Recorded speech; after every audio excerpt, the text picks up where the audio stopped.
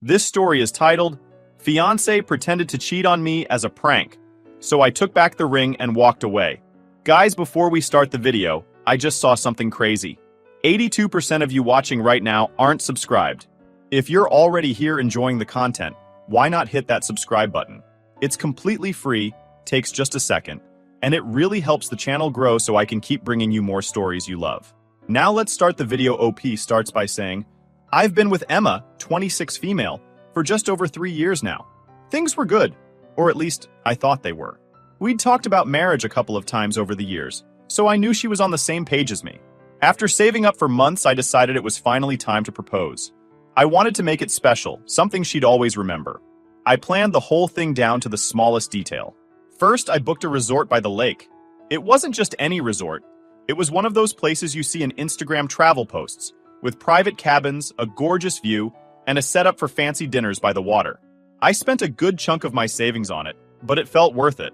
I was proposing to the woman I wanted to spend the rest of my life with. Go big or go home, right? The ring was another big deal. Emma and I had talked about it before, and she mentioned how she always imagined a diamond solitaire. Nothing too over the top, she'd said, just elegant. So, I spent weeks hunting for the perfect ring. When I found it, I knew it was the one, just like I thought she was the one for me. I showed the ring to my mom, and she actually teared up. My mom's always been the sentimental type. She said, Michael, this is perfect. She's going to love it. My dad, on the other hand, thought I was crazy for spending so much money. Son, are you sure about this? Marriage isn't all sunsets and diamond rings, you know. Classic dad advice. The proposal itself went perfectly. I had planned a private dinner by the water at sunset. There were fairy lights, soft music playing in the background, and the lake shimmering in the last light of the day. I was so nervous. My hands were shaking when I pulled out the ring. But when I got down on one knee and asked her to marry me, she looked at me with tears in her eyes and said yes. I don't think I've ever felt that happy in my entire life. For a moment, it felt like everything was perfect. Afterward, Emma was over the moon. She couldn't stop talking about how perfect the proposal was and how happy she was. She called her parents as soon as we got back to the cabin. Her mom cried on the phone saying, We're so happy for you two. Michael, welcome to the family. That really meant a lot to me. Her dad, who's normally a quiet guy, even told me, You did good, son. It felt like the start of something amazing. The first few weeks after the proposal were incredible. Emma was so excited to show off her ring to everyone. She'd stop random people, like the cashier at the grocery store, and go, Look at this. Isn't it gorgeous? My fiancé picked it out for me. And honestly, I didn't mind. It felt good seeing how happy she was. I was proud that I could make her that happy. Our families were equally excited. My mom couldn't stop calling me to ask about wedding plans. She's a total planner, so this kind of thing is right up her alley. Have you picked a venue yet? What colors are you thinking? Oh, are you going to do a buffet or plated dinner? She was basically ready to take over as our wedding coordinator. My dad, being my dad, said, Don't let your mother steamroll you. Remember, it's your wedding, not hers. Emma's family was just as into it. Her mom started calling her the bride-to-be, and her little brother joked about how he finally got to be the cool uncle someday. Everything seemed perfect at first, but then Emma started acting different. At first, it was subtle. She started hanging out with her friends a lot more. She told me it was because she wouldn't have as much time to see them after we were married, so she wanted to make the most of it now. That made sense, and I didn't want to be the guy who stopped her from having fun with her friends. Besides, her friends are nice people, and I trusted her. But then, little things started to bother me. Emma has always had a quirky sense of humor, but after the proposal, her jokes started to get a little off. She'd make comments like, Oh, I've got Michael trained so well. He'll do anything I ask. She said it in front of her friends a few times, and while they laughed, it made me feel weird. I brushed it off at first because I didn't want to seem overly sensitive. I thought maybe it was just her way of handling the stress of planning a wedding. One night, we were at her parents' house for dinner. It was one of those big family meals where everyone's sitting around the table, laughing and talking. After dinner, I offered to help clean up, and Emma said, See, I've trained him well. Her dad actually frowned and said, Emma, don't say that. That's not nice. I laughed awkwardly because I didn't want to make a scene, but I could tell her dad didn't like it either. The comments didn't stop though. In fact, they got worse when we were out with her friends. She'd flirt with her guy friends as a joke, saying stuff like, If I wasn't engaged, I'd totally date you, and then look at me like I was supposed to laugh along. It was humiliating, but I didn't want to start an argument in front of everyone. Her friends even told her to stop a couple of times. One of them said, "Emma, that's not funny. You're being kind of rude." But she'd just shrug it off and say, "Relax, it's just a joke." I brought it up with her once. I told her, "Some of the things you say in front of your friends make me uncomfortable. Can you not do that?" She rolled her eyes and said, "Michael, you need to learn to take a joke. You're way too serious." I dropped it because I didn't want to turn it into a big fight, but it kept bothering me. If I'm honest, I think I was trying to convince myself it wasn't a big deal when, deep down, it was. Looking back now, I wish I had said something sooner. Maybe it wouldn't have changed anything, but at least I wouldn't have let it fester. At the time, I kept telling myself that this was just a phase, that she was stressed about the wedding, or nervous about the future. But the truth is, the woman I proposed to was starting to feel like a stranger, and I didn't know what to do about it. After the proposal, things between Emma and me were still good, for the most part, but I started noticing some changes in her behavior. She told me she wanted to spend more time with her friends before the wedding because, as she put it, things are going to change after we're married. I didn't think much of it at first. I mean, I wasn't going to be the guy who stopped her from seeing her friends. Plus, her friends were pretty chill, and I trusted her. But the way she acted when she was with them started to bother me. It started small, with her making little jokes about me. Stuff like calling me her manslave in front of her friends. She'd laugh and say, "Oh, don't worry, Michael will handle it. He always does." At first, I tried to laugh along because I didn't want to seem like I couldn't take a joke. But the more she said it, the more it stung. Her friends didn't even seem to think it was that funny. Sometimes they'd awkwardly laugh, but I could tell they were uncomfortable too. One time, we were out with her friends at this bar downtown. Everything was going fine until she started flirting with one of her guy friends, David. She kept jokingly saying, "David, if I wasn't engaged, I'd totally be dating you right now." She even winked at him. David looked embarrassed and said, Emma, stop. That's not cool." But she just laughed and said, "Relax, it's a joke." I didn't say anything at the time because I didn't want to make a scene, but it really got under my skin. I brought it up with her later that night when we got home. I said, "Emma, some of the things you say in front of your friends make me uncomfortable. Like tonight, when you were flirting with David. That wasn't okay." She rolled her eyes and said, "Michael, you need to learn how to take a joke. You're way too serious all the time." I tried to explain that it wasn't about being serious. It was about respect. But she wasn't having it. She brushed me off and said I was overreacting. I let it go because I didn't want to start a big fight, but it kept eating at me. It wasn't just with her friends either. She started making those same kinds of comments around our families. One night, we were having dinner at her parents' house. It was a pretty casual thing, just her parents, her little brother, and us. After dinner, I offered to help clean up, and Emma goes, "See? I've got him trained already." Her dad gave her a look and said, "Emma, don't talk like that. It's not nice." Her mom laughed nervously and said, "She's just joking." But I could tell her dad wasn't amused, and honestly, neither was I. The jokes kept escalating. She started calling me hubby in this sarcastic tone when we were around people. Like, she'd ask me to grab her a drink and say, "Thanks, hubby. You're the best." It wasn't what she said. It was how she said it. Like she was mocking me. I felt like I was becoming the punchline to all her jokes. My sister Sarah noticed it too. She pulled me aside at a family BBQ and said, "Hey, are you okay? Emma's been kind of off lately." I didn't know what to say. I just shrugged and said, "She's stressed about the wedding, I think." But deep down, I knew it was more than that. Then came the camping trip. Emma's family loves camping, and they'd invited us to join them for a weekend trip. My parents and sister came too, so it felt like a good chance for our families to bond. Everything was great at first. We set up the tents, cooked dinner over the fire, and told stories. It was one of those nights where you feel like everything in life is simple and perfect. And then Emma ruined it. Out of nowhere, while we were all sitting around the campfire, she says, "You know, I have to hand it to Michael. He forgave me for cheating and even proposed after it."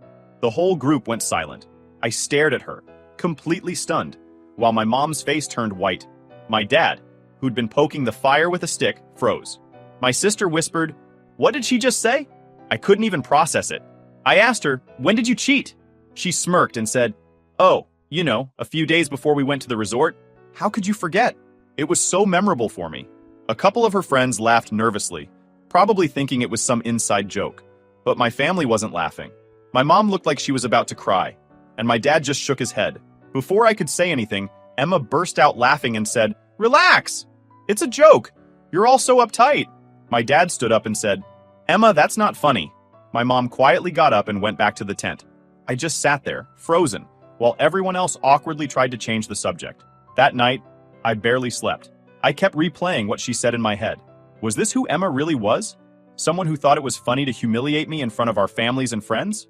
I didn't even confront her about it then, because I didn't trust myself not to explode. When we got home the next day, she acted like nothing had happened. She even joked, "You're so quiet, babe. What's wrong? Did you forget how to take a joke?" That was it for me. I didn't say anything, but I started seriously questioning whether this was someone I could spend the rest of my life with. I knew I had to make a decision, but I wasn't ready to face it yet. I kept telling myself that maybe this was just a phase, that she was nervous about the wedding, or stressed about the future. But deep down, I knew that wasn't true. The woman I proposed to wasn't the woman sitting across from me anymore, and I didn't know if I could fix it, or if I even wanted to. After the camping trip, I knew things weren't right between me and Emma. That night around the campfire replayed in my head over and over. The way she casually joked about cheating, like it was the funniest thing in the world, completely threw me. I'd never felt so humiliated in my life, especially in front of my family. My mom's devastated face, my dad's disappointed silence, and even my sister's whispered, "Are you okay?" were burned into my memory. But the worst part? Emma didn't seem to care at all. When we got home, I was still fuming. I was waiting for her to say something, an apology, an acknowledgement, anything, but she acted like nothing happened. She threw her bag on the couch, took off her engagement ring, and set it on the table like it was just another day. Then she went to take a shower. That was it. No. "Hey, I think I took that joke too far." Or even a simple, "Are you okay?" I sat there staring at the ring. I had spent months saving for that thing, carefully picking it out, planning the proposal, and imagining our future together. And now it just felt like a cheap piece of jewelry sitting on a table. The love and excitement I had felt when she first put it on her finger were completely gone. When she came out of the shower, I decided to test the waters. I said, "Hey, about what you said at the campfire last night." Before I could finish, she rolled her eyes and said, "Oh my God, Michael, are you seriously still upset about that? It was just a joke. You really need to lighten up." That hit me like a ton of bricks. I had been humiliated in front of both our families, and she couldn't even take it seriously. I said, "It wasn't funny, Emma. You made me look like a complete idiot." She shrugged and said, "You're overreacting. Everyone knew it was a joke." Then she grabbed her phone and walked into the bedroom, leaving me sitting there with my blood boiling. I couldn't do it anymore. I realized that this wasn't just about one bad joke. This was about respect. And Emma clearly didn't respect me. How was I supposed to marry someone who thought it was okay to make me the butt of every joke? Someone who couldn't even apologize when she knew she'd hurt me? I'd spent weeks brushing off her comments, trying to convince myself it wasn't a big deal. But it was a big deal. It was a huge deal. So I made a decision. While she was in the bedroom scrolling through her phone, I grabbed the engagement ring off the table, packed a bag, and left. I went to crash at my friend Jake's place. Jake's the kind of guy who's always been there for me, no matter what. When I showed up at his door with a duffel bag and a pissed-off look on my face, he didn't even ask questions. He just said, "Come in. Beer or coffee?" Later that night, I texted Emma. I told her the wedding was off and that I needed time to think about our relationship. I tried to keep it as calm and respectful as possible, but I didn't sugarcoat it either. I told her that what she did was unacceptable, and that I couldn't marry someone who didn't respect me. Her response came almost immediately. "Michael, you're seriously ending our engagement over a joke? You're being way too sensitive." I stared at the message, completely baffled. Sensitive? I wasn't being sensitive. I was standing up for myself. I replied, "Jokes have limits, Emma. What you said wasn't funny. It was hurtful, and you embarrassed me in front of everyone." She didn't respond right away, but when she finally did, it wasn't an apology. Instead, she wrote, "So what? Are you breaking up with me? Or are you just mad and being dramatic?"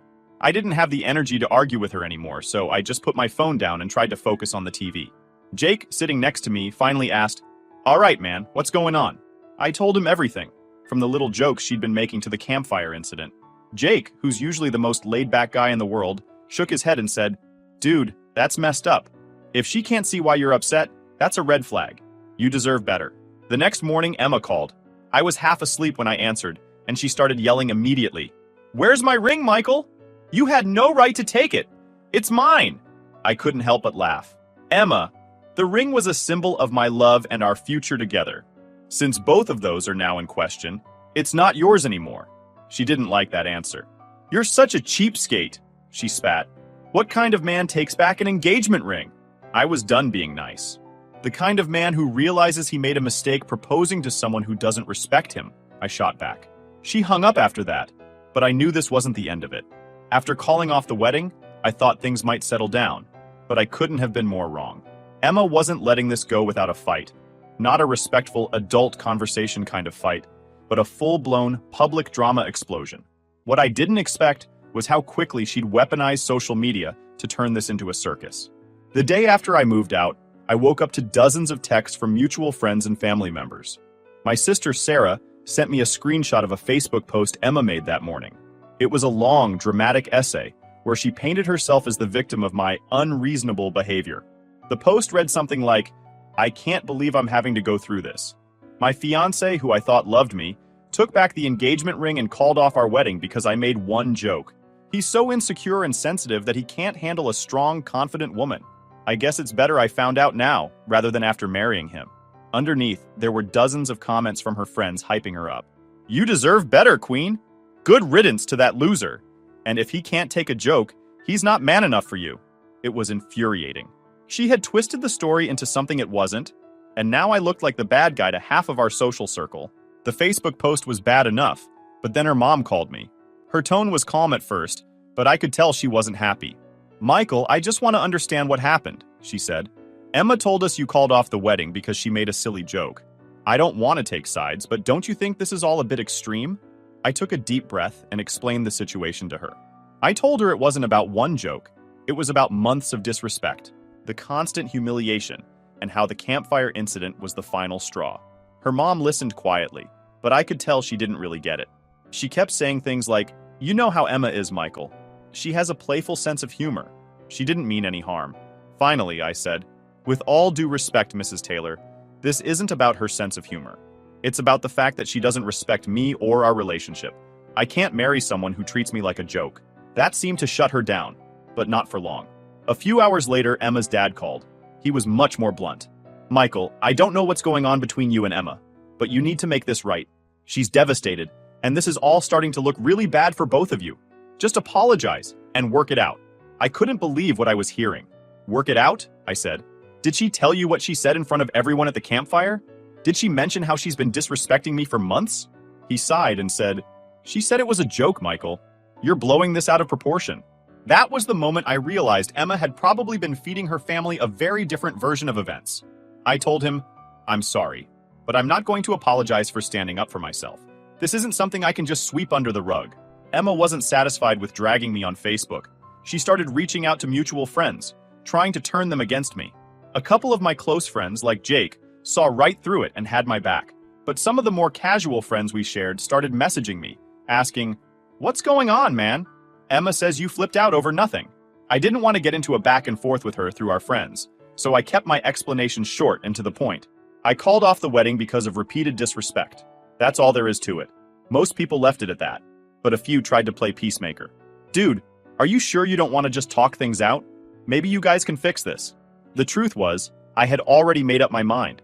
The relationship was broken, and no amount of talking it out was going to change the fact that I didn't trust Emma anymore. I couldn't marry someone who thought it was okay to humiliate me in front of our friends and family, and then double down on it when I tried to express how hurt I was. Of course, Emma wasn't done yet. A few days later, she texted me about the engagement ring again. This time, she wasn't just angry, she was threatening legal action.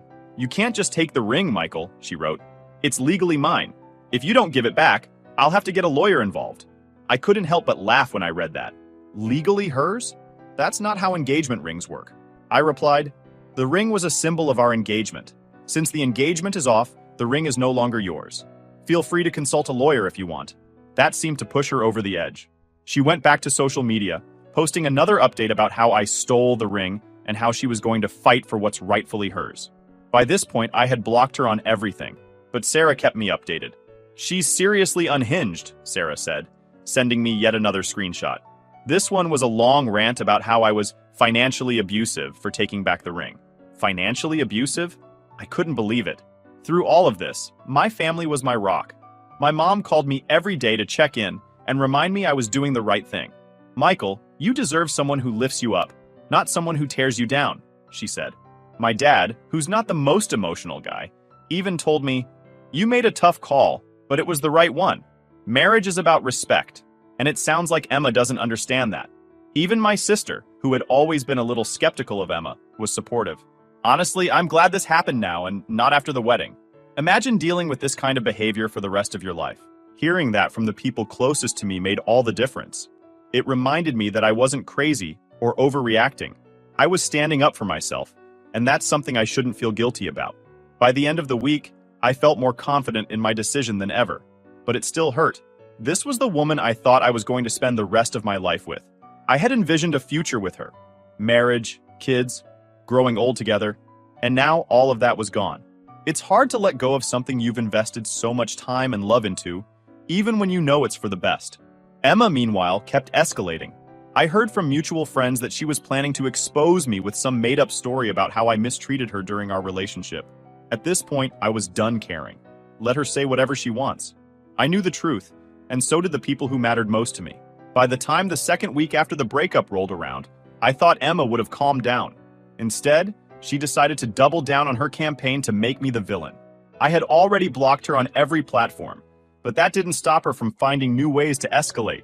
Between her social media posts, her family's constant attempts to guilt me into working things out, and her increasingly wild accusations, I realized there was no way to leave this quietly. It started with her trying to contact my parents. One night, my mom called me sounding really upset. "Michael, Emma called me today," she said. "She was crying and saying you're being unfair, that she didn't mean to hurt you, and that you're ruining both your lives by calling off the wedding." I sighed and rubbed my temples. "What did you say?" "I told her that this is your decision to make, and that I support you," my mom replied. "But Michael, she was very insistent. She kept saying you're overreacting, that it was just a joke, and that you need to stop letting your pride get in the way." "She's trying to manipulate you, Mom," I said. "She knows I won't back down, so now she's going through you to make me feel guilty." My mom agreed, but I could tell the whole thing bothered her. Emma had always been good at playing the victim, and even though my mom supported me, I knew Emma's sob story had gotten to her. Emma didn't stop with my mom. She called my dad next. Now, my dad is the last person on earth who would fall for Emma's antics. He's a no-nonsense guy, and he's never been one to sugarcoat things. When he called me, he sounded more annoyed than anything. "Michael, that girl called me today," he said. "She was crying about the ring and the wedding being off." I told her, "Emma, if Michael decided to end things, he had his reasons, and I'm not getting involved." "Thanks, Dad," I said, relieved. "What did she say after that?" "She started going on about how she didn't mean it, that you're too sensitive, and that she's heartbroken." I told her, "Emma, you're barking up the wrong tree. You disrespected my son, and I don't blame him for walking away." That shut her up pretty quick. Hearing that made me feel better, but I hated that she was trying to drag my family into this. It was bad enough she had turned half of our mutual friends against me, but now she was using my own parents to guilt me into taking her back. Now, before we jump into the final update, I just want to remind you to hit that subscribe button if you haven't already. It helps the channel a ton, and lets us keep bringing you more amazing stories. Alright, let's get to the final update. Final update. A mutual friend, Laura, reached out to me and said, "Hey Michael, I thought you should know Emma's been telling people you were controlling and jealous during your relationship." "What?" I said, completely floored. "Where is this coming from?" "She's saying you didn't let her hang out with her friends or talk to other guys," Laura explained. "I know it's not true. I've seen how much freedom you gave her, but I wanted you to know what she's saying." I was furious but not entirely surprised. Emma had always been good at spinning stories to make herself look innocent. I figured this was her way of justifying the breakup to people who didn't know the full story. Still, it hurt. I had gone out of my way to give her space and support her friendships, even when her behavior started crossing boundaries. For her to turn around and call me controlling was a slap in the face. Jake, my best friend, stepped in at that point. He started posting little snippets of the truth in response to Emma's rants on social media. Nothing aggressive, just subtle reminders that there were two sides to every story. For example, when Emma posted about how I stole her ring, Jake commented, "Actually, engagement rings are considered conditional gifts. If the engagement is broken, the ring goes back to the giver. Just saying." It wasn't much, but it was enough to make people pause and question Emma's narrative. A week later, Emma showed up at Jake's place unannounced. I was staying there temporarily while I sorted everything out, and I guess she figured out where I was. She knocked on the door, and when I opened it, she immediately started crying.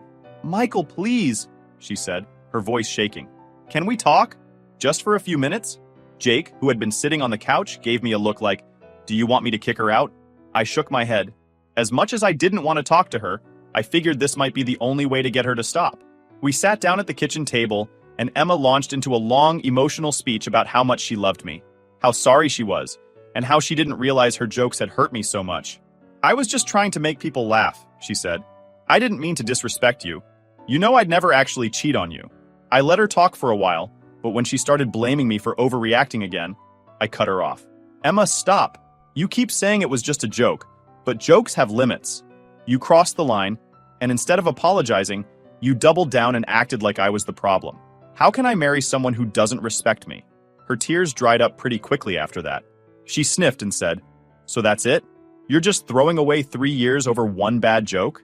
"It's not just one joke, Emma," I said. "It's the pattern of disrespect, the constant humiliation, and the fact that you've shown me time and time again that you don't take me or our relationship seriously. I can't do this anymore." She stared at me for a moment, then stood up and said, "Fine. If that's how you feel, then I guess I wasted 3 years of my life." She stormed out, slamming the door behind her. Jake looked at me and said, "Well, that was something. You okay?" "Yeah," I said, surprisingly calm. "I'm done. Since that final confrontation, I've started to feel like myself again.